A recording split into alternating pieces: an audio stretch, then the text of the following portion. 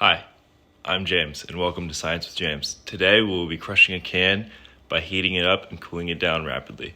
This is what it's supposed to look like.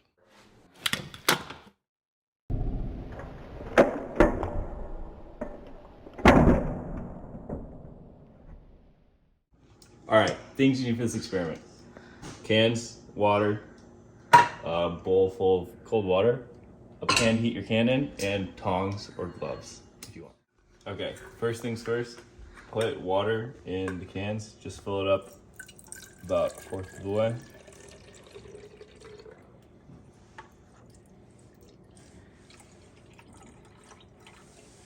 And then set your cans on the hot plate to heat up.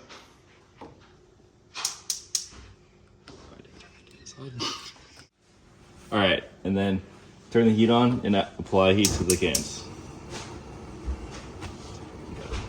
So we're just gonna heat these cans up until steam comes out of the top of them. Oh, hold up. Okay. Alright, okay. I moved my cans to a pot with a lid so I could heat it up faster. I got impatient, it was taking too long. I think we have water vapor coming out of these, so we can try it now. Let's get the spin drift again. Okay, ready?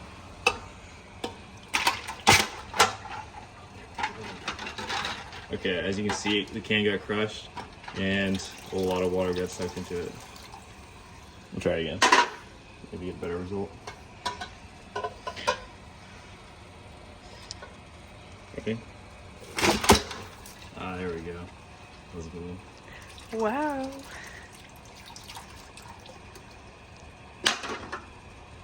Part 3.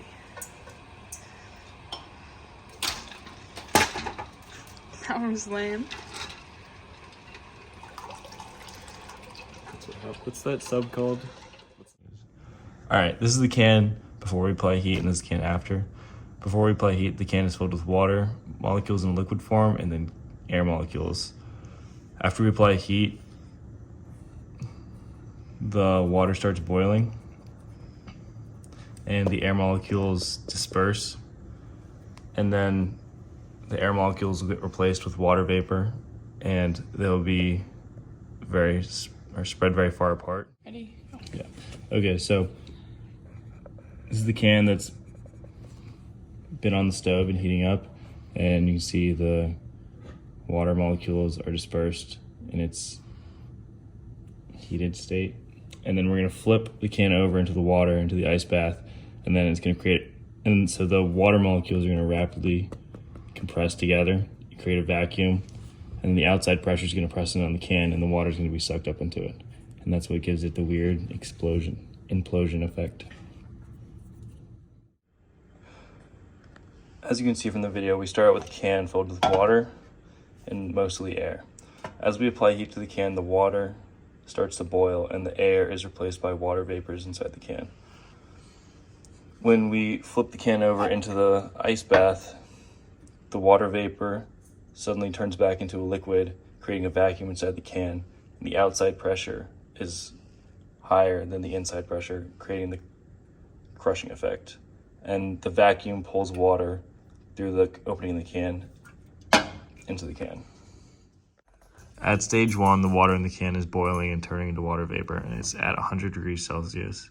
And so when the water starts to turn to water vapor, you'll see it coming out of the top of the can. And then at that point, we flip it over into the ice water and it moves to stage 2. There's going to be a decrease in temperature and pressure while the specific volume stays the same.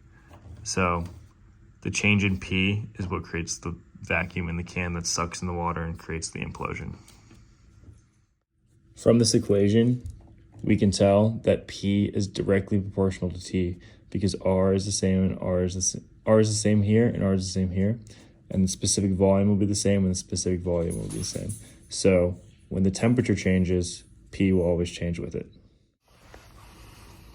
Thank you for watching today's experiment. I had a lot of fun. Please join us next time on Science with James.